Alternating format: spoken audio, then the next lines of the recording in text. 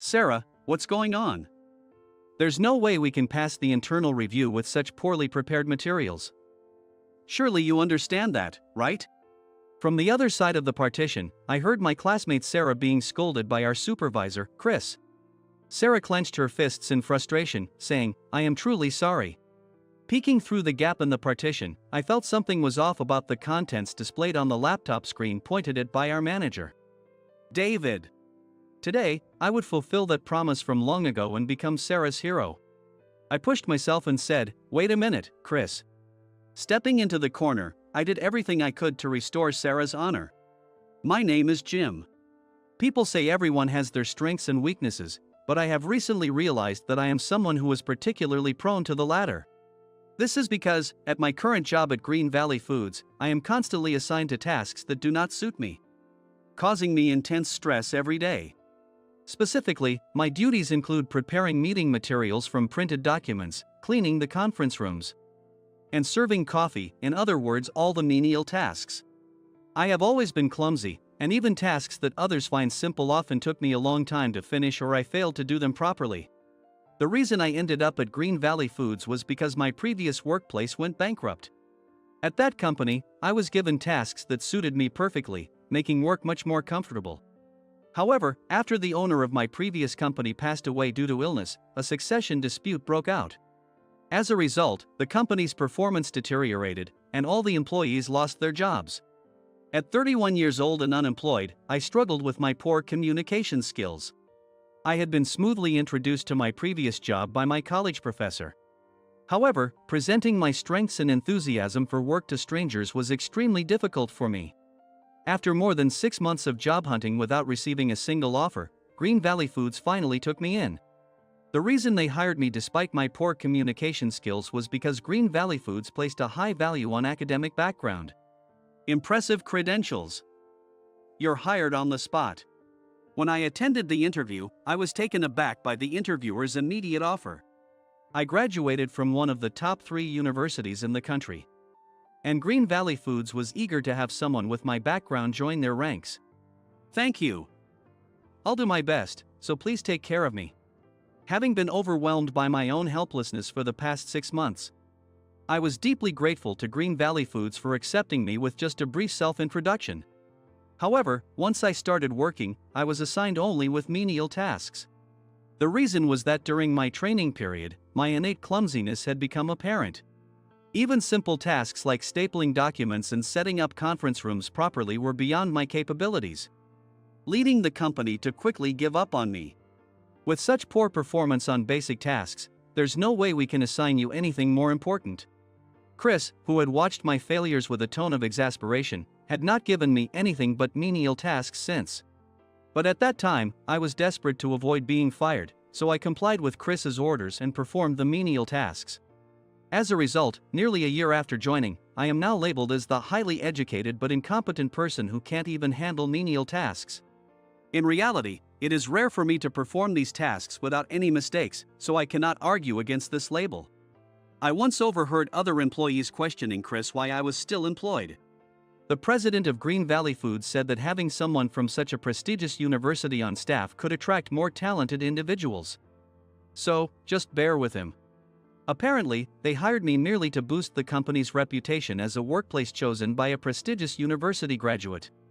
Although I am not openly criticized, I feel uncomfortable being treated like an outsider because of the company's emphasis on education. Even so, afraid of losing my job, I worked diligently, and one morning during the daily meeting, I had a fateful reunion. This is Sarah, who will be working with us starting today.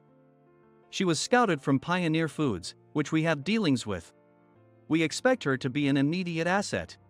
The woman introduced by Chris was a stunning beauty with short hair, impeccably dressed in a business suit. Pioneer Foods, a subcontractor of Green Valley Foods, is a company that produces a wide range of processed foods, including frozen foods. Sarah, who had handled a wide range of tasks from sales to product development at Pioneer Foods, had been headhunted to our company. I couldn't hide my surprise when I saw her. We attended the same middle and high school, and were classmates for all 3 years of high school. After going our separate ways for university, I hadn't seen her since. I never imagined I would meet Sarah again in a place like this. After the meeting, I approached Sarah as she made her way to her desk. "Hi, long time no see. Do you remember me? I'm Jim. We went to the same middle and high school." I stammered. My colleagues were surprised that I, who had become increasingly withdrawn due to being treated like an outsider, had initiated a conversation with the newcomer. However, Sarah merely glanced at me with her sharp eyes and said, "Jim. Sorry, I don't quite remember," before waving lightly and heading to her desk. Feeling dejected, I started my work with a renewed sense of insignificance and a heavy heart. Being forgotten by Sarah left me so devastated that I couldn't focus on my work at all. Even the document preparation, which should have been finished long ago, wasn't completed. Left alone in the office, I sat at my desk in the corner, feeling utterly hopeless about my clumsiness. This page goes. Wait, where did the stapler go? Oh, the pages are out of order. Though I could easily organize information in my head, the moment I had to make paper documents, my desk became a mess. And my work came to a standstill. Adding to this was my innate clumsiness, making it impossible to keep track of what I was doing. Falling into a vicious cycle, I felt like giving up, but then I heard an unexpected voice. "Still struggling with this kind of work, I see." Sarah walked straight to my desk, tidied it up, and explained the order in which I should complete my tasks. "Some people are particular about how you staple documents, so try to align the angles properly. But if that's too difficult, just staple them in this order." Following Sarah's instructions, my work began to flow smoothly, like a highway cleared of traffic. Thanks to her help, I finished my assigned work in just about 30 minutes. "Thank you. If it wasn't for you, I wouldn't have finished this quickly." When I thanked her, Sarah smiled and shook her head. "It's nothing. If this is all it takes, I'll help you again. Well, I'm off now." As she turned to leave, I hurriedly called out, "Sarah. This morning, you said you didn't remember me, right?" She turned to face me, a hand on her mouth, and said, "I didn't want to keep the senior employees waiting. I may not have your level of memory, but I'm confident in mine. I wouldn't forget a classmate that easily." Her graceful gesture encouraged me to muster the courage to make a suggestion. Would you like to have dinner tonight? I'd like to thank you by treating you."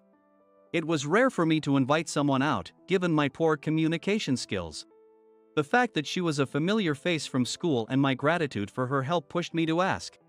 She thought for a moment and then asked, "What's your monthly salary?" Confused, I answered honestly, "Just as I thought, I'm earning more than you." "It wouldn't be right for you to treat someone who earns more." "Let's do this another time," she said, waving lightly as she left the office. The next day, she fully immersed herself in her work, showcasing her abilities.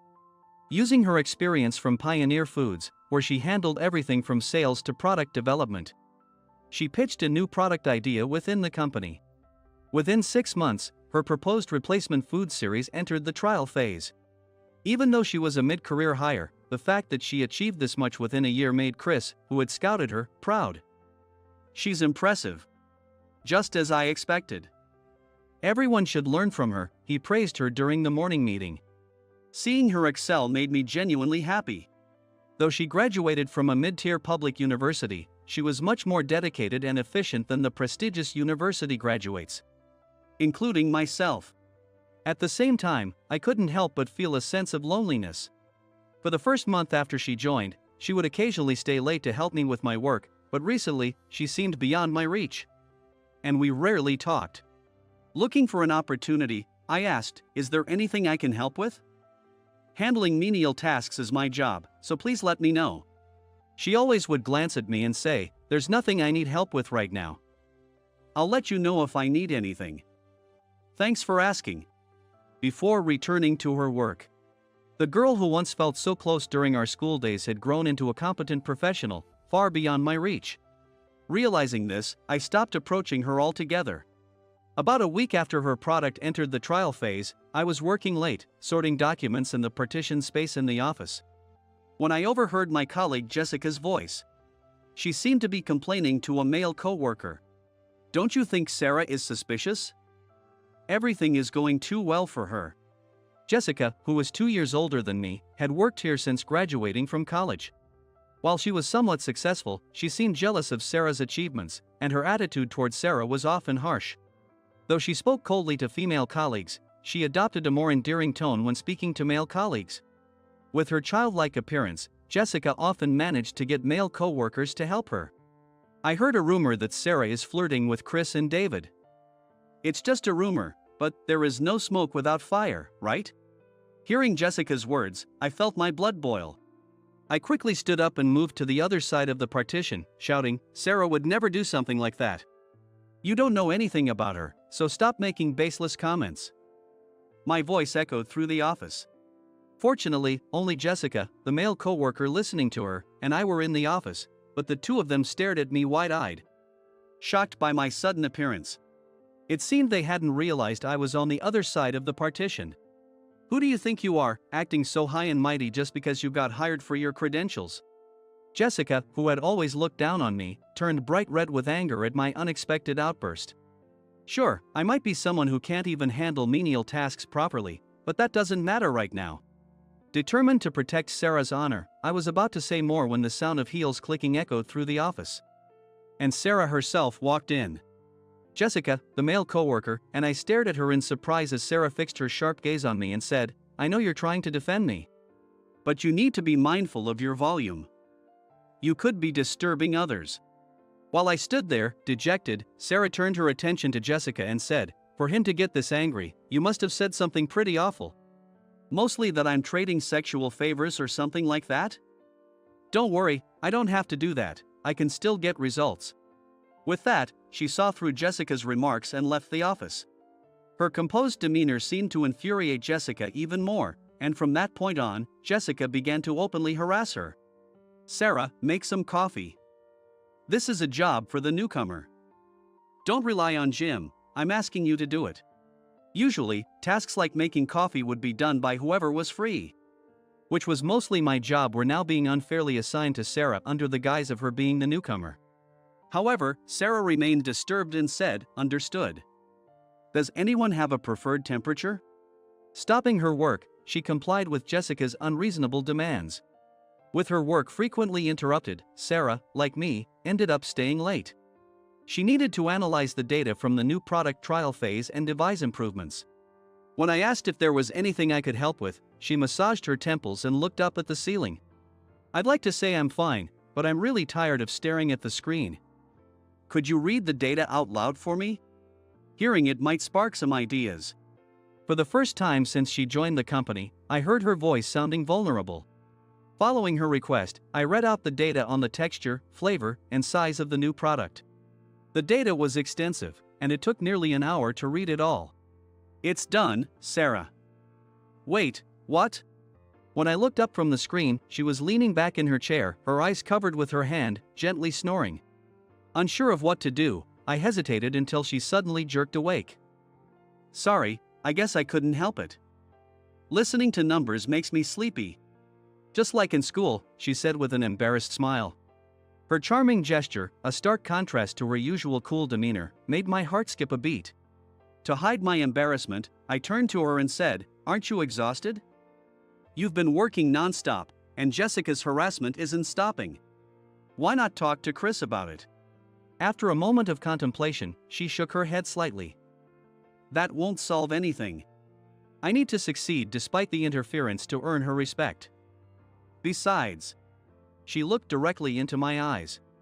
Swallowing hard, I watched as she slowly smiled and said, "Talking to you like this helps me feel better. Just like in high school." I remembered the summer of our senior year when she had to organize our class's event for the school festival as the class president. Our classmates, mostly preoccupied with college entrance exams, was uncooperative, leaving Sarah to do most of the work alone. I stayed late at school for some reason and ended up listening to her struggles. "Just like now. The school festival, right?" "I remember," I replied. Nodding, she smiled warmly.